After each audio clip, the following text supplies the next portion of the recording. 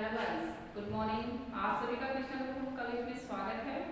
आज हम BEd first year Hindi शिक्षण कोड 201 में संक्षेपीकरण और विस्तारीकरण के विषय में अध्ययन कर रहे हैं और अब है विस्तारीकरण की शिक्षा के लिए किस प्रकार की प्रणालियां प्रचलित हैं, उसमें आदर्श प्रणाली के विषय में चर्चा की गई है।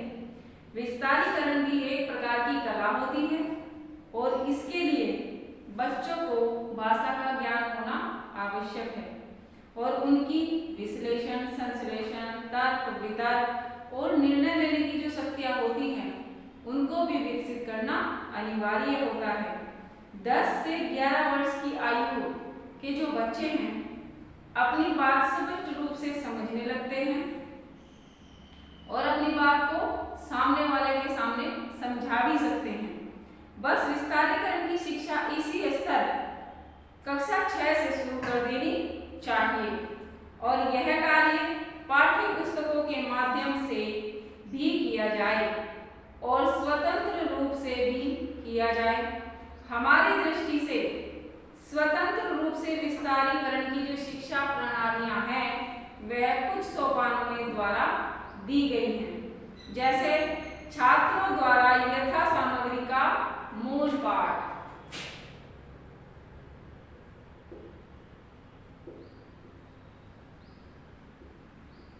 छात्रों द्वारा यथा सामग्री का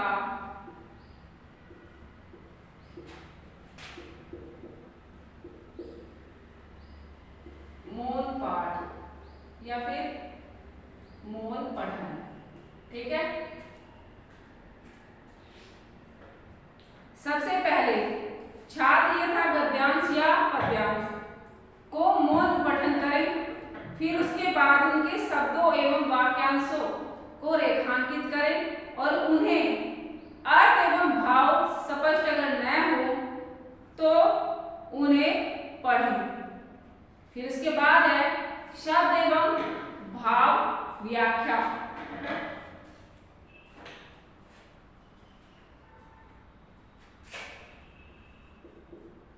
शब्द एवं भाव व्याख्या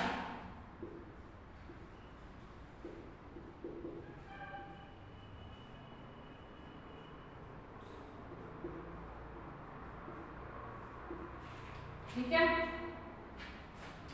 अब शिक्षक बच्चों की कठिनाइयों को दूर करे, कठिन शब्दों एवं गूढ़ भावों की व्याख्या ठीक उसी प्रकार करें जिस प्रकार गद्य व पद के पाठों में की जाती है। ठीक है, फिर उसके बाद है पुनः मौन पठन।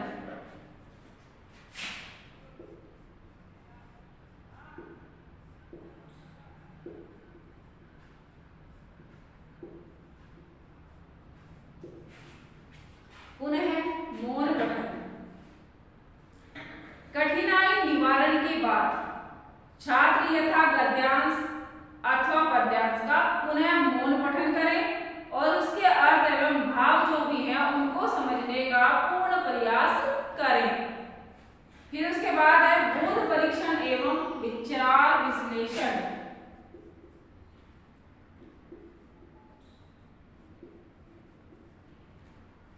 बोध परीक्षण एवं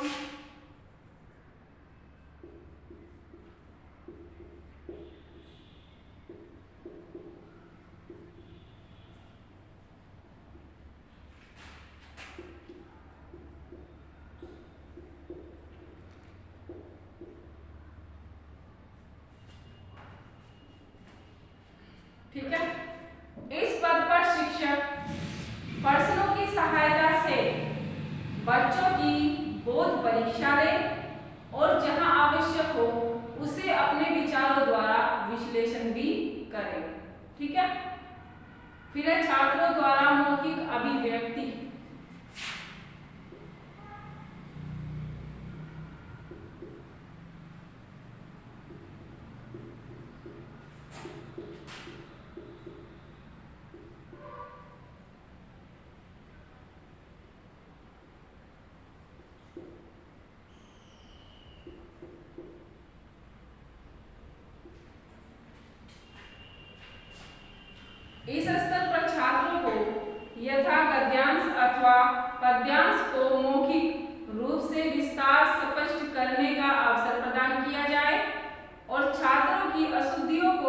उन्हीं की सहायता से दूर करते हुए चलना चाहिए। फिर उसके बाद है छात्रों द्वारा विस्तारीकरण।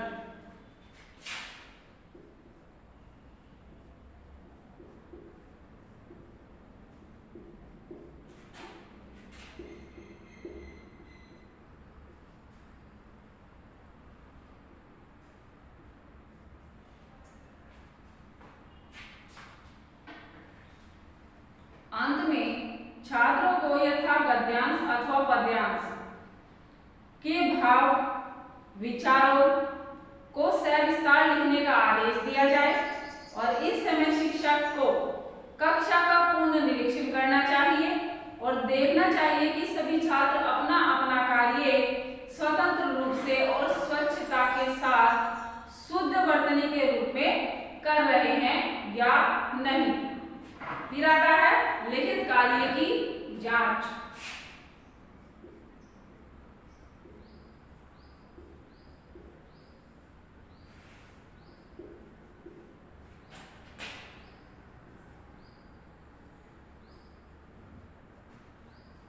लिखित कार्य की जांच।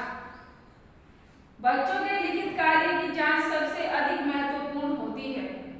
इसके अभाव में बच्चों के द्वारा की गई अशुद्धियों का पता लग जाता है। अगर हमने यह जांच नहीं की तो जिस प्रकार की भी उसकी अशुद्धियां है उनका हमें पता नहीं चल पाता और ना ही उनकी अशुद्धियों को हम सही कर पाते हैं। फिर सामूहिक अशुद्धियां जो होती हैं वह सामूहिक रूप से ही उनका निवारण किया जाना चाहिए और जो व्यक्तिगत रूप की अशुद्धियां हैं, उनकी त्रुटियां हैं, वह उनकी व्यक्तिगत रूप से ही साथ साथ दूर करते हुए चलना चाहिए। इसी प्रकार इसमें कुछ विशेष बताए गए हैं जो विस्तारीकरण में बच्चे गलतियां करते हैं या किस प्रकार से उन्हें सही रूप में लिखना चाहिए। विस्तारीकरण में बच्चों को निपुण करने के लिए आवश्यक है कि यथांश जो भी दिया गया है उसमें निहित तथ्यों को विश्लेषण कर उन्हें स्पष्ट किया जाए। विचारों संबंधी जो तथ्य हैं उन्हें बच्चों के अनुभवों को एकत्रित किया जाए और दूसरों के अनुभव से उन्हें अवगत कराया जाए। पक्ष अथवा विपक्ष में उनके प्रमाण हैं वह भी प्रस्तुत किए जाएं और अंतर कथाओं को स्पष्ट करते हुए उस संबंध में अपने निश्चित मत भी प्रकट करने के लिए बच्चों को प्रेरित किया जाए। फिर उसके बाद है बच्चों को किस गद्यांश अथवा पद्यांश का पूर्ण भाव आत्मसात करना है और उन्हें उस अंश का प्रसंग या संदर्भ व्याख्या करनी है और किस प्रकार से विस्तारी करने का कार्य है उसके लिए भी उन्हें आदेश देना चाहिए और यदि यह कार्य कक्षा में पूरा न हो पाए तो उन्हें घर से पूरा करने के लिए कहा जाए और शिक्षक उनके लिखित कार्य की जांच करे, उनकी भाषा शैली तथा उनकी विषय वस्तु संबंधी जो भी अशुद्धियां हैं वह दूर करे और फिर विस्तार सहित व्यक्त करे कि उन्होंने कितना कार्य किया है। तब आप देखेंगे कि बच्चों के विस्तारीकरण में वह अपने आप सफल होने लगेंगे। ठीक है, अगर विस्तारीकरण के संबंध में कुछ ध्यान रखने योग्य बातें।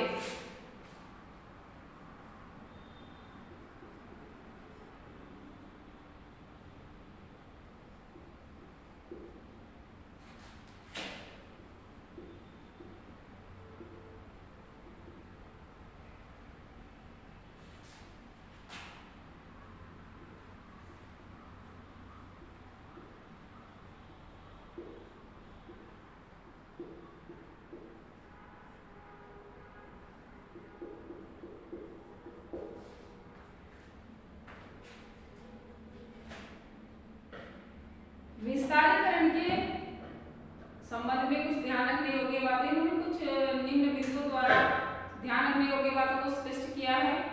नंबर 1 है विस्तारण में मूल लेख अथवा लेखांश के सभी शब्दों को स्पष्टीकरण करते हुए उन्हें स्पष्ट करें। नंबर 2 विस्तारीकरण के जो मूल लेख अथवा लेखांश की भाषा नहीं लेनी चाहिए। विस्तारक को यह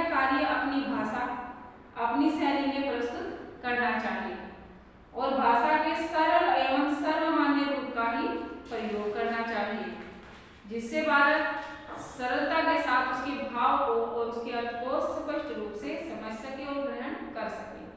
विस्तार करते समय विस्तारक के जो मूल भाव हैं उनको छांटकर उन्हें उचित क्रम में लगाना चाहिए, फिर उन्हें क्रमबद्ध रूप से स्पष्ट भी करना चाहिए।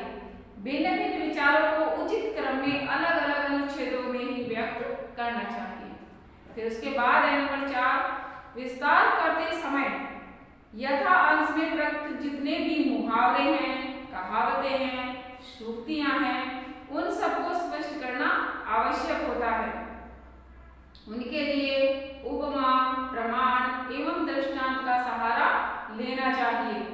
अंतर कथाओं को भी स्पष्ट रूप से ही लिखना चाहिए, जिसे सरल सहज भाव में बालक समझ सके, पढ़ सके और उसके अर्थ को ग्रहण कर सके।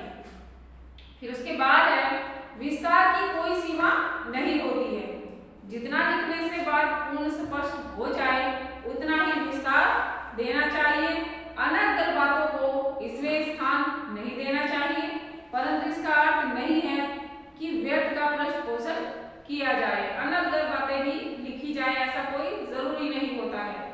फिर इसके बाद है नंबर 6, अनावश्यक बातों को तूल देना उचित नहीं होता है और निरर्थक बातों की आवृत्ति से विस्तृत लेख बनाने की कोई आवश्यकता नहीं होती।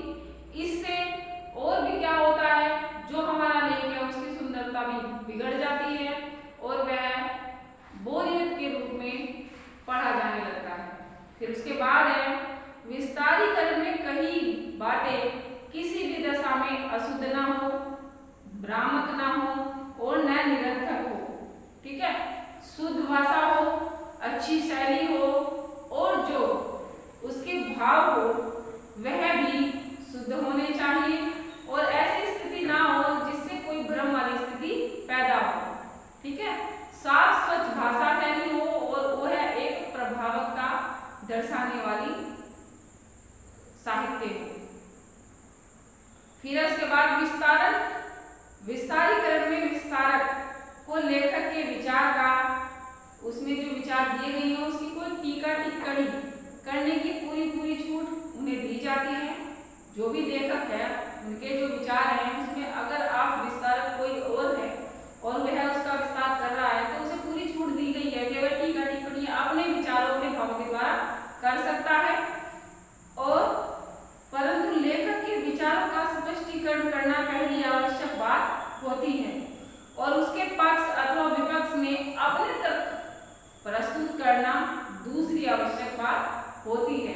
जैसे किसी लेखक की कोई भी गद्य पद्यांश कुछ भी अगर हमने पढ़ा है और हम उसके पक्ष में अपने तर्क देना चाहते हैं या उसके विपक्ष में, तो पहले उसके द्वारा कही गई बात को भी स्पष्ट किया जाना चाहिए, तब हम दूसरी बात में अपने भाव विचार और अपने तर्क को प्रस्तुत कर सकते हैं। किसी भी दशा में विस्तारक को मूल भाव को